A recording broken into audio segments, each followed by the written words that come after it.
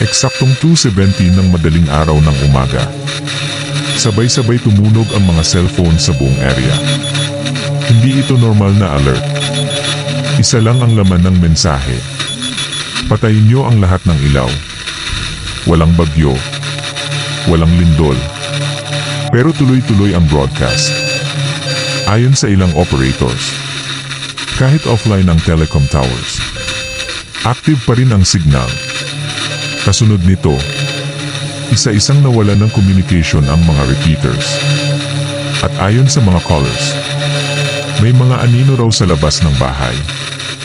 Nakatingin lang, hindi gumagalaw. Biglang may pangalawang alert na lumabas. Huwag kayong sasagot kapag may kumatok. At bago mawala ng signal, may bulong na narinig sa static. Binuksan niyo kami. Binuksan niyo kami.